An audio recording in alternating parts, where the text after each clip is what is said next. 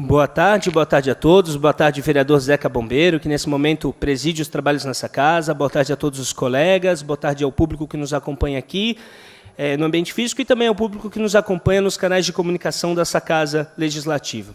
Exatamente uma semana atrás, a gente estava numa situação extremamente complicada aqui, de mais um episódio, da série Brasil, onde nós não estávamos conseguindo nem a questão de gasolina para deslocamento. E quando teve a greve dos caminhoneiros, nem tirar de forma alguma a legitimidade e a justa luta em relação dos caminhoneiros contra medidas equivocadas do governo, e principalmente porque nós tivemos uma política muito equivocada, sim, na questão da Petrobras de utilização política, mas nós também tivemos uma condução muito equivocada no sentido de servir ao mercado e não servir ao público, ao povo brasileiro.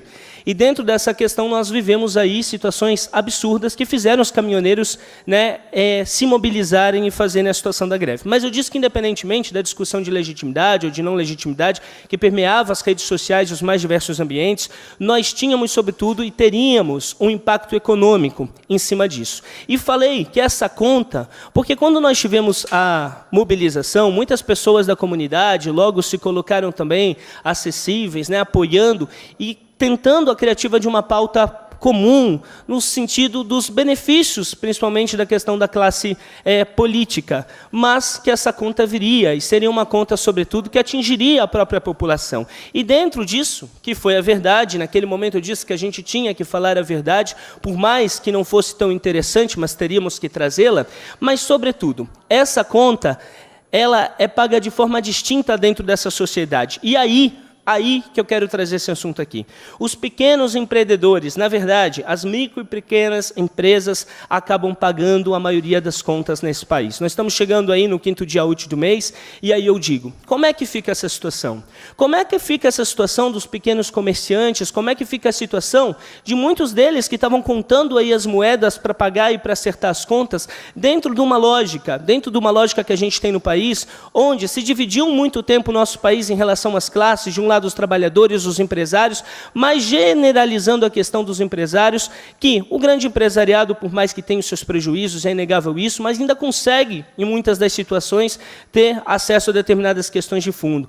A questão da classe trabalhadora acaba tendo proteções também na legislação. Mas e o pequeno, aqui, empreendedor, da iniciativa privada que gera esse país? Lembrando que 98,5% dos empreendimentos brasileiros são de micro e pequenas empresas que contabilizam 27% do produto interno bruto. E eu digo, eu sou filho de pequenos comerciantes, cresci vindo a dificuldade de, no começo do mês, fechar as contas. E sei que muitos desses amigos, desses colegas, comerciantes, pequenos empreendedores, estão, inclusive, nesse momento, tendo que pedir, sim, juros bancários e vão ter que pagar juros absurdos bancários numa política que acaba beneficiando os mais ricos de um lado e numa política que não fez o papel emancipatório que deveria ter sido feito na questão do país. Então eu digo isso porque essa conta é paga pela população, mas é paga sobretudo pelos pequenos e microempresas que estão aí vivendo uma situação muito complicada. E nessa casa, o nosso desafio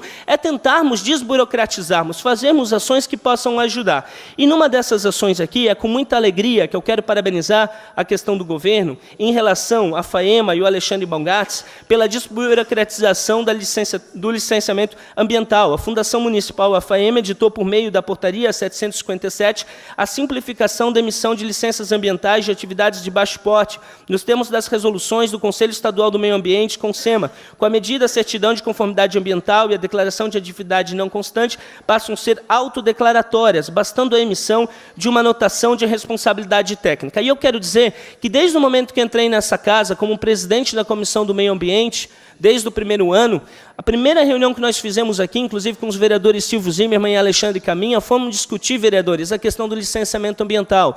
E esse que foi um assunto de muito questionamento, trazido diversas vezes por outros colegas vereadores aqui nessa casa, vereador Alba, vereador Almir Vieira, e a gente tem que reconhecer, sim, a importância da gente avançar.